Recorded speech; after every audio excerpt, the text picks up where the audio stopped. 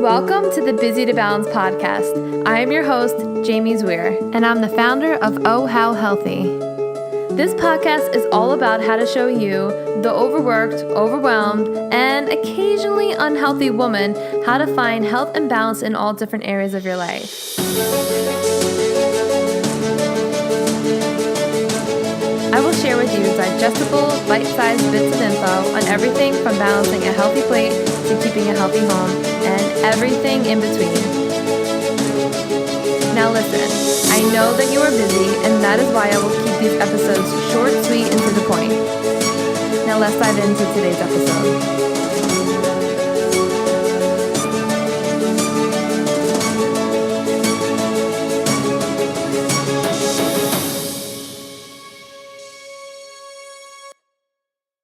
Hey everyone, welcome back to the Busy to Balance show.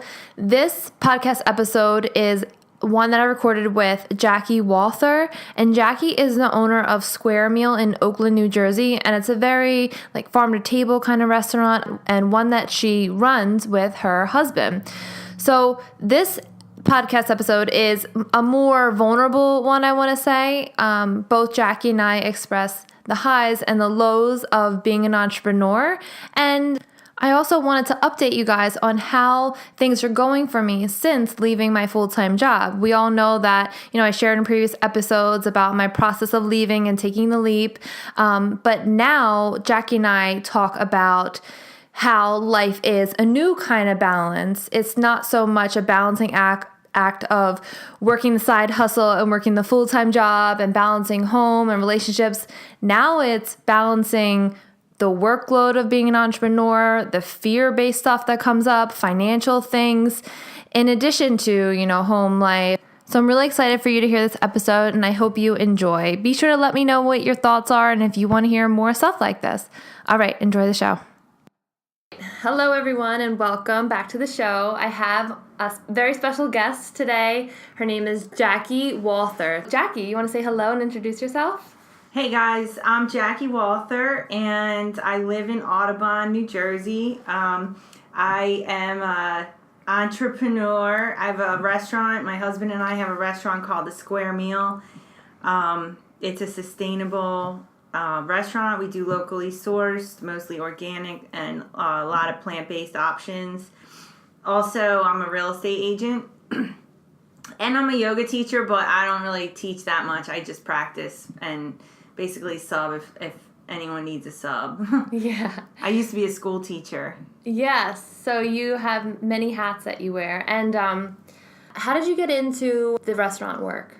Because I was teaching and my husband was an electrician, and we're talking back in 2011, 2012, right before we got married. And around that year, we got married in 2012, and we were both realizing, he was hating his job. He was traveling to York, Pennsylvania every week and staying the week to work on a job site.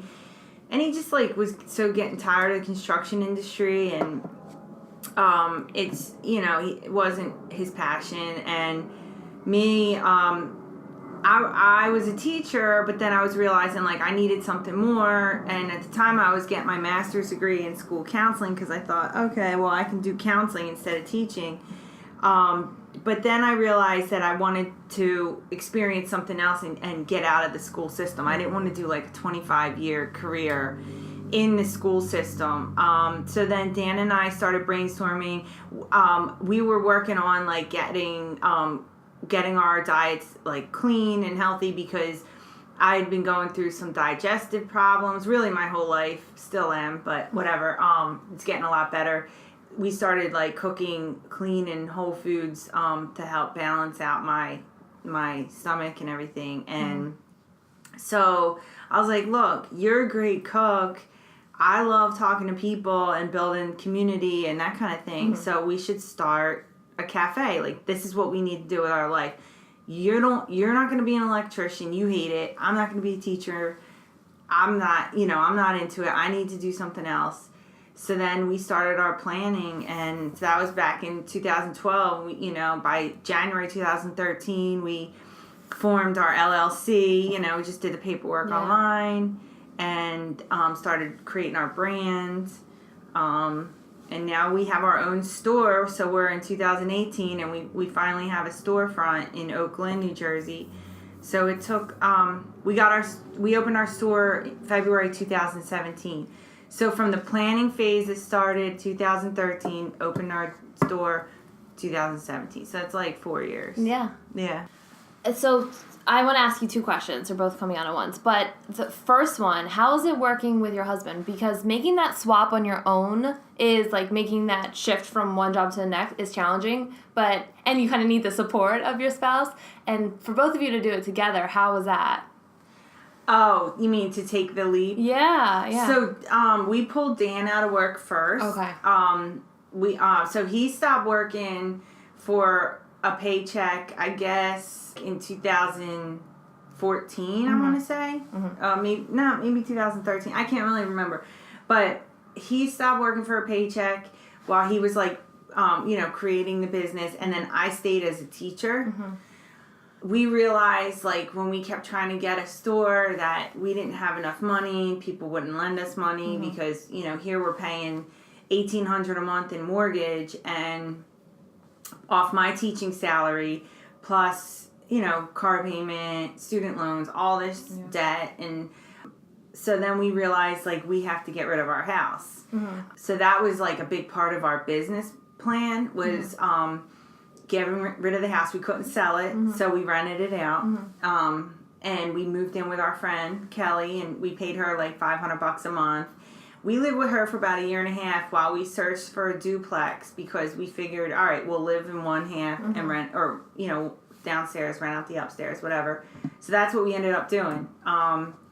We were able to find a really good deal on a duplex in Audubon, and we had to put some money into it, but we had been able to save up that money when we were living with Kel because I was still teaching. And, we did that. We rented out the upstairs, so then we offset our cost of living. So then doing that for a couple years, and then finally, because we're coming up on 2 years being in the duplex. This is my first year not going back to teaching. We just decided to take the leap of faith because we got our cost of living down so low that, God forbid, something doesn't work out, the business or the real estate, at least we have a place to live. Yeah, and it's so interesting talking to people like you. It's kind of like the Oz behind the curtain because, when you see your beautiful shop on like the cute little street, you're like, oh, wow, we assume that everyone has it together. Every shop has it perfect and every owner is just making it easy. But it's kind of nice to see the person behind it and the real and reality struggles that you go through, right? Yeah, it's so hard because, for one, the business isn't doing so well that we can afford to pay a cook. Yeah. Someone like a skilled chef or a cook or something. So, it's me and Dan doing all that work. We do, thank God, have people that, can work shifts and make the food, but we're doing all like the recipes, like, cooking all the stuff, and then, they're putting the things together. Like, so we are doing the cooking, the, the business side, the marketing, the ordering. Like, a lot of restaurants have people to do that kind of stuff. So it is really hard, but we understand that this is the time that when you're in the building phase, which could last for years, that's the time when you're putting in your sweat equity, you're putting in, your daily grind, you're doing all this. And then I'm also selling houses on the side because we're not really paying ourselves through Square Meal. I was telling you the other day, you were like, oh, are you profiting? I'm like, not really. I mean, almost, I hope, but we have so much to pay back from putting into it. You know what I mean? So we're still in that phase, and, I sell the real estate to pay our living bills. Yeah. Like, that's why I wanted to chat with you specifically, because you can keep it real. And really, it takes real vulnerability, too, to share that, to express that. And, I haven't really shared with the listeners since I've taken the leap of faith and left teaching and left my steady paycheck, and because it's scary to talk about. I mean, I'm doing all these things, and, it's passion work, so it's worth it. But at the same time, it's this struggle that you go through, and I think most entrepreneurs experience and not a lot talk about. So That's why I was really excited to chat with you. Yeah, and I always say to myself, well, one thing that I remind myself is the money is always there. And I got that from my friend Juice Girl, who's an entrepreneur. And she said that to me, and it just clicked, like, yeah, the money is always there. Yeah. And if you keep that as your mantra, like your financial mantra, the money's always there, then it will always be there. Because if the real estate market crashes and, people can't afford to go and pay for food out, then I have other skills that I can tap into and make money. Yeah. So it's not like it's just about getting out of that scarcity mindset and like resetting your focus and, hitting your small goals each day, like you were saying, making a plan. How can I do some income producing activities today? Yeah, which was a little bit of what we chatted about before we even press record. I think I need to start recording like those pre-sessions because they're almost the best. But yeah, sometimes, when you don't have that every 2-week paycheck, you can see, like, every single week and every single month I go over my finances and I'm like, okay, I see how I can hit this goal. Like, it's easily attainable. But in the middle of the month or in the middle of the week and you're like, all right, well, is that really attainable? And you, like, get in your head and you think, like, something happened and nothing happened. It was just, like, the fear set in, or you're like, can I really do this?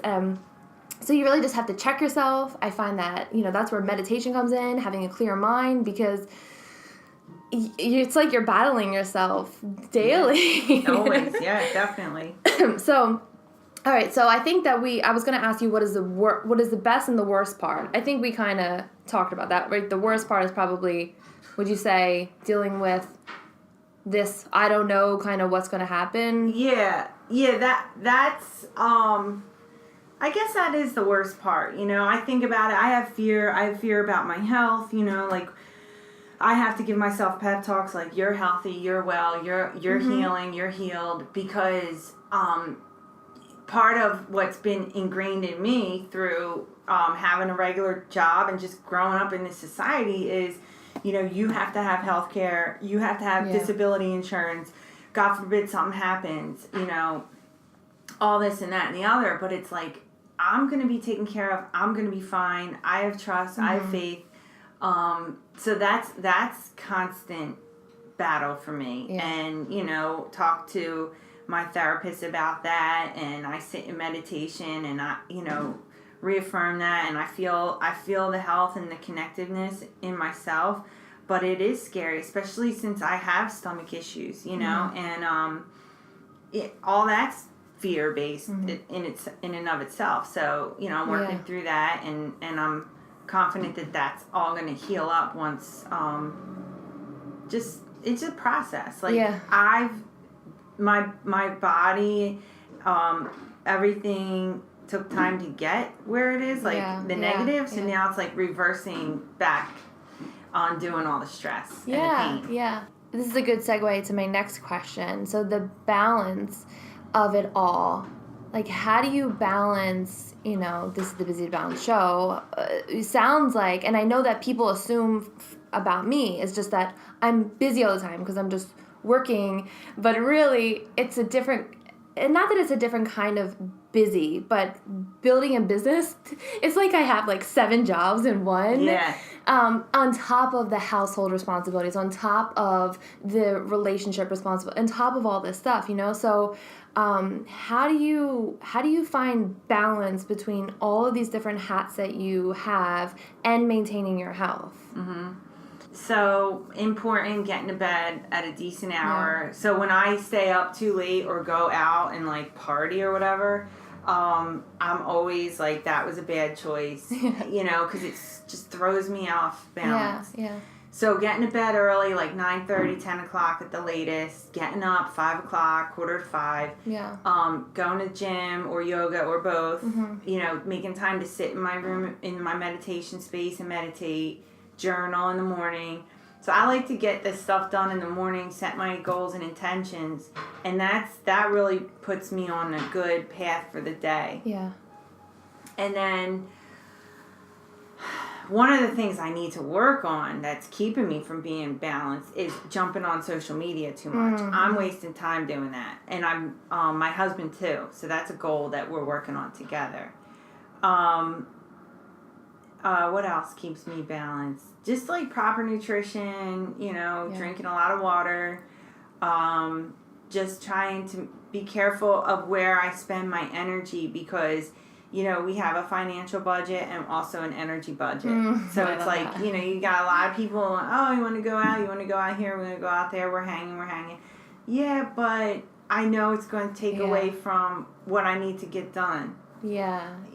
So that's good. Pick and choose. Like, it's nice to go out once in a while or, meet up with friends, but to do it all the time is going to pull away from that energy budget. Yes. Oh, yeah. I love that you said all those things because those are really the things that I share all the time with with my followers, with everyone, because as silly as it sounds, like drink enough water, make sure you're eating well, get sleep. Like, okay, Jamie, like I get it, but how's that really helping me? It helps not only like with your waistline, but with your actual lifestyle, with your balanced lifestyle. And sleep is essential. It helps your brain decompress all this crap that you're going through in the day. For sure. And when you're eating in like foods that cause inflammation, it inflames your gut more. It inflames your it just adds to the stress, to the illness in the body. So like I love that you just said all those points because they're all essential. Totally. To then living this balanced life so that you can then follow your dreams and then be this entrepreneur that you want to be or live whatever career that you want to live. Because career is a major piece too. We were chatting before we started the podcast about how sad it really is where we spend like 8 hours of our day at a job that's killing us. Right. It's depleting us. It's zapping our energy, so we come home, we're stressed out, we're overwhelmed, and we take it out on people. It's just, like, what are we doing all this for? So you can have the fancy car in your driveway to pay for? Like, right. I just don't understand. The house you're never at. Yes, and, like, I don't know where that insight in me came from, but it just never made sense to me. Right. So I'd rather live, like, not bother about keeping up with the Joneses, live, like, whatever if it's like a paycheck to paycheck until like so that I can do like something I'm passionate about and actually make a difference in this world, then work at a crappy job and just like survive. Yeah. Or just like, just I don't know what the word is, but just it's like you're float along the system. Wheel. Yeah, like you're just a mouse on the wheel, Yeah, I get it. I totally get it. I mean, we're cool with the way we set up our life, living downstairs in that duplex. We got a 1-bedroom. My husband drives a car that he bought for $1,000 from our friend. I drive a car that's an 07 and it's paid off. We're not fancy, and when we want to buy something to wear, it's a conversation like, hey, I need to buy a new pair of pants. Do you think that we can do that? It's not like, oh, I'm bored, I'm going to go to shop at Target and spend $100. It's not. Those types of behaviors aren't an option for us because we are choosing to, be the entrepreneurs and be smart with money and, like Dave Ramsey says, what's he say? Live like nobody else. So you can live like nobody else. Yeah. So live like a poor person now, so you can live like no one else, like a very wealthy person in the future. Yeah, exactly. Like I'm cool with not having the latest fashions. I'm cool with You're very fashionable Thanks. to me. Your square meal shirt. Yeah, right? Yeah. I always wear a square meal. But and not that there's anything wrong. Like, I don't say that in hopes of putting someone else down. Like, oh, you're doing something crappy. Like, no, like, you're making a living paying for your home and your family. Like, good for you. Like, I'm not putting anyone down. I just want people to know that there is an alternative. Right. And you can... and then that's exactly what we're expressing here today. Like, we made that leap, and it's like scary as shit on the other end. But like, if you just like keep your head and your mind and your body in the game, like you can succeed. Yeah, totally, 100%. And another thing is it's not easy. I've had people at my old job say, "Oh, you're so lucky," or "Oh, I'm jealous." Dude, do you remember when I was working 3 jobs, like this full-time teaching job and also real estate and also Square Meal running the snack stand every day of the summer? Like, it wasn't luck. It wasn't. I didn't hit the lottery. Yeah. We freaking worked hard. Yeah. You know? So if you want something, you gotta work hard for it. Bottom line. It's the hard work. It's faith, right? Whether it's God you believe in, whether it's the universe you believe in, whether it's love, like Gabby Bernstein talks about, you have to give in to a higher power. Like, you gotta give in to love or faith. You have to work hard. You have to keep yourself aligned, and then those things in conjunction then lead you to success. Like, focus on your goals and that. I think that that's really the bottom line. And if you are someone that wants to take the leap, you know, like, be smart, be strategic, right? We kind of planned it out before. Oh, yeah. Yeah, like, you were doing it for, 2 years before? Well, we started planning it in 13, and we, and then we ran a snack stand for 2 summers, and then rented a kitchen. Yeah. So it was like 3 years before we got our store. Yeah, and I mean, I started OHH in 2014, so really that was 4 years ago, and it wasn't until this last September that I put my back against the wall and I was like, that's it. Like, because when you're doing it kind of half in, half out, you're like, well, I'll do that next weekend, or I really don't have to do that. So when your back's against the wall, guess what? You're gonna do it. Exactly. So, yeah, I think that, you know, that's really it. And I feel like me and you could talk all day, but we do have, it's 9:15 in the morning. We do have things to get to. I gotta get to the shop. Yeah. So do you have any closing words or final things that you want to share with people? Just like if you think you're trapped because, you know, you don't have enough income coming in and you can't budge in your life because you've got all these other financial obligations, start to evaluate what you can change, what you can take away, what you can replace for a cheaper alternative, like how I shared, we got rid of our house and got the duplex. Like, what can you do? How can you be creative in your life to shuffle things around? It's going to be uncomfortable for a little bit, but you know, in the long term, like maybe a year out, you're going to see some freedom. So maybe evaluate your own situation. How can you free up some money, some time, some energy? Yeah. A little bit. Yeah. Just small, sustainable goals, right? Yeah. Small. Like, even I just, like cutting a cable, back on your phone data. Like, I was paying for all this data and I didn't need it. Okay, saving $50 a month. Yeah. Like, start to look at where you're spending, what you're spending on, and how you can save. Yeah, I love it. So how can people find you on social media that you're going to try to spend less time on? So. Yeah, right. Well, the Square Meal is our Facebook, and at the Square Meal or at Square Meal on Instagram. And then I'm Jackie Walther. I have my own Facebook. I basically do Facebook. Yeah. How do you spell your last name? Walther. Okay, cool. Yeah, so check her out. Her restaurant is awesome if you're local. Very fresh, delicious, sustainable food. Delicious sweet treats too, which are can be guilt-free. But thank you for coming on, and I'll definitely have to have you back on and see how we progress in the next few months. Yeah, right? Well, stay tuned, everyone. We'll be millionaires by then. Could you imagine? We did it. See you later, podcast. All right. I'll catch everyone next week. Bye.